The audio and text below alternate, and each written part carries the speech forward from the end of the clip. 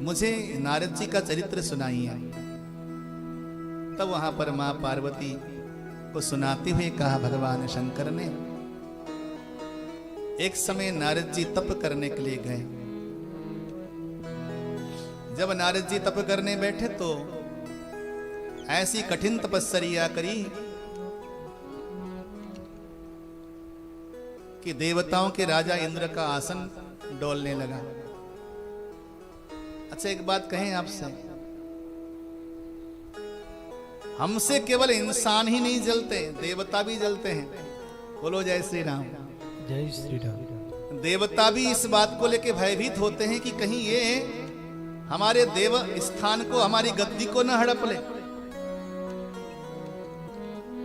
क्योंकि दैवी सत्ता भी मनुष्यों से भयभीत होती है। देवता मनुष्य नहीं बन सकते, लेकिन मनुष्य देवता बन सकते हैं। एक गुरु ने अपने चेलों से कहा, बच्चों ये लोहा है और ये चांदी है, इन दोनों में से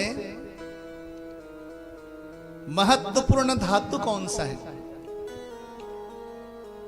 एक तरफ लोहा है, एक तरफ चांदी है, इन दोनों में से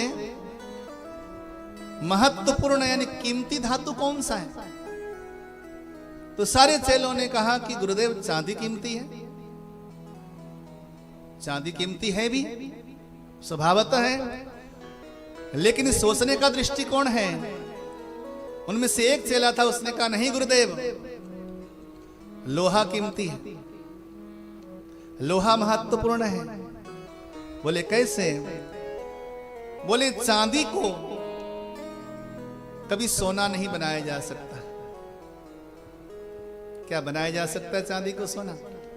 नहीं बनाया जा सकता। लेकिन अगर लोहे को पारसमणि के पास रख दिया जाए तो लोहा सोना बन जाता है।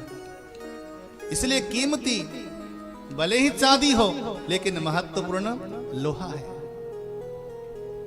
ठीक है कि देवताओं को उनके कर्मों के अनुसार स्वर्ग मिला है, लेकिन मोक्ष के काबिल देवता भी नहीं है। मोक्ष के पात्र तो केवल मानव है। राम जी को पाने के पात्र तो केवल मानव है।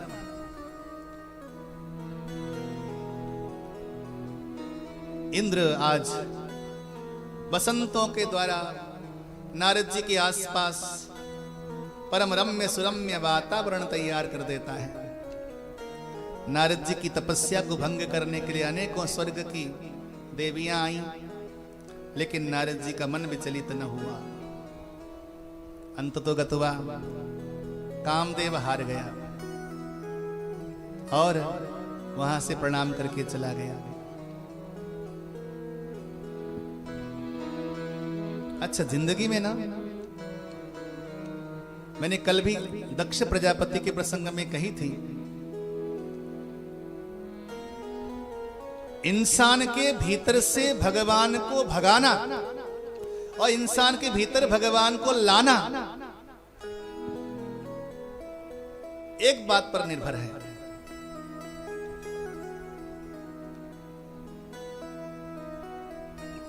जैसे इंसान के भीतर अभिमान आ जाता है, तो अभिमान आते ही इंसान के भीतर से भगवान भाग जाता है। और जैसे इंसान अभिमान शून्य हो जाता है, भगवान उसके भीतर आ जाता है। इसलिए जीवन में अभिमान अगर आ जाए, उसी समय कान पकड़ो, खूब अपने कानों को खींचो कि ये अहंकार मेरे भीतर आया क्यों? क्योंकि अहंकार आते ही इंसान खाली हो जाता है। भगवान आदिगुरु शंकराचार्य ने कहा, किसका दिल सोना है, किसका दिल सोना है? तो उत्तर में कहा, अभिमानी इंसान का दिल सोना है, क्योंकि उसके भीतर से ईश्वर तत्व चला जाता है। नारद जी के मन में अभिमान आया और अभिमान आते ही उनके भीतर से ईश्वरीय सत्ता चली गई। अब तो नारद जी अहंकारवश चले, सुनाते हुए कि मैंने कामदेव को जीता है।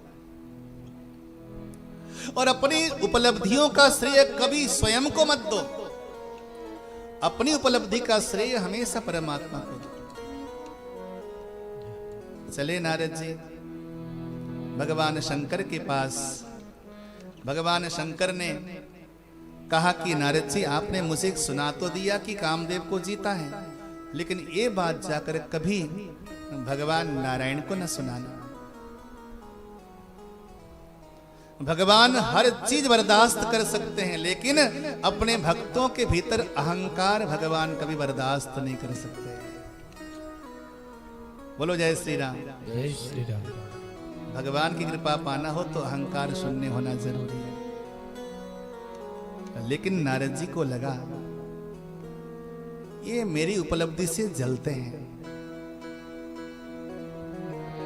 जो बड़े लोग होते हैं ना, बड़े लोग हमेशा हित की बातें करते हैं,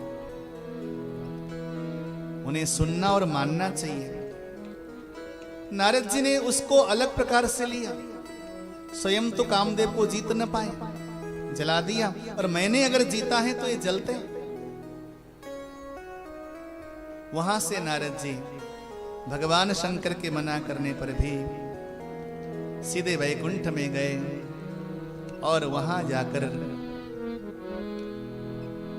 भगवान ने स्वागत किया, आदर दिया। नारद जी बहुत समय के बाद आए हो।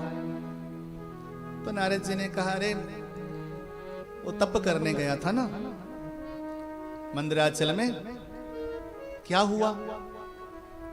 बोले वहां पर कामदेव आया था। अब चर्चा शुरू हो गई। अब नारद जी अपने अभिमान के द्वारा अपना सारा बखान करने लगे कि मैंने कामदेव को ऐसे जीता, वो परास्त हो गया, चरणों में गिर पड़ा। भगवान ने भी कहा, अरे नारद जी, जो आपका नाम ले भी वो कामदेव को जीते, और आप अगर कामदेव को जीतो कौन सी बड़ी बात है। यूं कहकर नारद जी को और उत्साहित कर दिया भगवान ने। भगवान को प्रणाम करके वहां से निकले नारद जी, लेकिन भगवान ने उसी समय अपनी माया को प्रेषित किया। भगवान की माया, कहा जाता है कि भगवान की माया 4 प्रकार की है, 4 स्वरूप है माया का। भगवान की पहली माया है विमुख जन मोहिनी। जो भगवान के विमुख हैं उनको मोहित करती है। भगवान की दूसरी माया है स्वजन मोहिनी, अपने भक्तों को मोहित करती है। भगवान की तीसरी माया है वैष्णव जन मोहिनी, और भगवान की चौथी माया है स्वमोहिनी, यानी कि भगवान को स्वयं को मोहित करती है माया, जिसे हम श्री राधा कहते हैं, जिसे हम श्री सीता जी कहते हैं। भगवान को भी मोहित करती है माया, लेकिन उस माया का स्वरूप दूसरा है। उस माया का नाम है स्वमोहिनी, और एक माया है विमुख जन मोहिनी। वो माया बड़ी खतरनाक है। आज नारद जी भगवान की बातों को नहीं मान रहे हैं तो वो भगवान से विमुख हो गए हैं, लेकिन भगवान वैष्णवों पर कृपा करते हैं तो आप वैष्णवी माया की बात भी कर सकते हैं। जैसे ही नारद जी वहां से निकले वैकुंठ से, कुछ आगे गए थे, उन्हें वहां पर एक अत्यंत सुंदर श्रीपुर, अत्यंत सुंदर नगरी नजर आई। उस नगरी में चारों ओर बाजे गाजे बज रहे थे। भीतर गए, सुना क्या है यहां पर। बोले कि आज महाराजा अपनी पुत्री का स्वयंवर घोषित कर रहे हैं। जिसके गले में विश्व सुंदरी जयमाला डालेगी वो उसका पति होगा। नारद जी गए, बड़ा सम्मान हुआ, सत्कार हुआ। सम्मान सत्कार होने पर राजा राजकुमारी को बुलाकर सामने प्रस्तुत करते हैं और हाथ हस्तरेखा दिखाते हैं। और हस्तरेखा देखकर नारद जी कहते हैं कि जिसको ये वर्ण करेगी वो विश्व का सर्वोत्तम पुरुष होगा, पुरुषोत्तम होगा। नारद जी को भगवान की माया ने मोह लिया था। जैसे ही वहां से नारद जी बाहर निकलते हैं, स्वयंवर उद्घोषण हो चुका है। इस समय कोई ऐसा उपाय नहीं कि तप करूं या जप करूं और इस राजकुमारी को प्राप्त करूं। तो वर्तमान में क्या उपाय हो सकता है? जब तप इस समय नहीं हो सकता। ये हो सकता है कि जाकर भगवान से मांगो। भगवान से मांगने के लिए जाते हैं, भगवान से सुंदरता मांगने जाते हैं। भगवान ने देखा कि मेरी माया में ये भ्रमित हो चुका है। मांगने गए थे सुंदरता और भगवान ने बना दिया बंदरता। बोलो जय श्री राम। जय श्री राम। अब वहां से आए, आज स्वयंवर है, बड़े बड़े राजागण बैठे हुए हैं और उसी सभा में शंकर जी के 2 गण भी बैठे। राजकुमारी जयमाला लेकर भ्रमण कर रही है सभा में। जिधर जिधर राजकुमारी जाती है उधर उधर नारद जी जाकर बैठ जाते हैं। नारद जी को खबर नहीं कि मैं बंदर बना हूं। जैसे राजकुमारी देखती है नारद जी को तो वहां पे नाक भाव सिकुड़ के वहां से अलग हट जाती है। कई बार ऐसा हुआ। भगवान शंकर के गण वहां पर बैठे थे। भगवान शंकर के गणों ने कहा, भगवान ने बड़ी सुंदरता दी है तुम्हें, जाओ जाकर एक बार दर्पण में अपना चेहरा तो देखो। और जैसे ही नारद जी गए हैं दर्पण में चेहरा देखने के लिए, स्वयं को वहां पर बंदर के रूप में देखा। संत कहते हैं कि जब इंसान अपने कर्तव्यों को छोड़कर संसार के मोह में, विषयों में आसक्त होता है, उस इंसान को बंदर ही बनना पड़ता है। बोलो जय श्री राम। जय श्री राम। अब तो नारद जी को बड़ा क्रोध आया। ये अपनी मर्जी का करते हैं। जहां भी मिलेंगे इनको मैं श्राप दे डालूंगा। भगवान को ढूंढते हुए नारद जी कुछ दूर तक पहुंचे थे। भगवान स्वयं वहां पधारे। अच्छा हुआ ये था कि स्वयंवर में उस राजकुमारी ने, विश्व मोहिनी ने भगवान को ही जयमाला पहना दिया था। अब तो वहां पर नारद जी के सामने भगवान आए। एक तरफ राजकुमारी है, दूसरी ओर लक्ष्मी है और वहां पर भगवान नारायण विराजमान हैं। देखा तो गात्र जलने लगा। नारद जी कहने लगे, परम स्वतंत्र सिर पर कोई, परम स्वतंत्र सिर पर कोई, परम स्वतंत्र सिर पर कोई, परम स्वतंत्र सिर पर कोई, भाव ही मन ही करहूं तुम सोई, भाव ही मन ही करहूं तुम सोई, भले ही मंद मंदे ही भल करहूं, भले ही मंद ही बल करहूं, विस्मय हर सनहिया कछु धरहूं, विस्मय हर सनहिया कछु धरहूं, परम स्वतंत्र सिर पर कोई, परम स्वतंत्र सिर पर कोई। इंसान हमेशा दूसरों का दोष देखता है ना, तो कभी आत्मदर्शन नहीं कर सकता। लोग हमेशा यूं कहकर घूमते हैं कि भगवान ने हमारे साथ बहुत बुरा किया। मैंने बहुत लोगों के मुख से सुना है। लेकिन तुम्हारे साथ बुरा क्यों हुआ, ये कहानी कौन सुनाएगा तुम्हें? ईश्वर कभी किसी को एक रत्ती ज्यादा नहीं देता, एक रत्ती कम नहीं देता। ईश्वर कभी किसी के साथ अन्याय नहीं करता। तुम जो कुकर्म करते हो उसका कोई लेखा जोखा है कहीं? चले आए मुंह उठा के भगवान को दोष देने के लिए। हमेशा इंसान भगवान को दोष देता रहता है। तुम परम स्वतंत्र हो, तुम्हारे सर पर कोई नहीं है, जो चाहोगे सो कर लोगे। समुद्र मंथन के समय तुमने भगवान शिव को जहर पिला दिया और स्वयं लक्ष्मी जैसी सुंदर नारी लेके खिसक गए। देवताओं को अमृत दिया, राक्षसों को जहर दिया। हमेशा भेद करते हो तुम बहुत बुरे हो। बोलो जय श्री राम। जय श्री राम। भगवान पर दोष आरोपित करने में समय नहीं लगाता इंसान।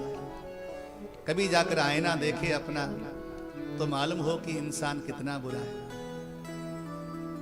एक शिष्य गुरु के पास गया और गुरु को प्रणाम किया, वंदन किया और गुरु से कहा कि आशीर्वाद दीजिए मुझे।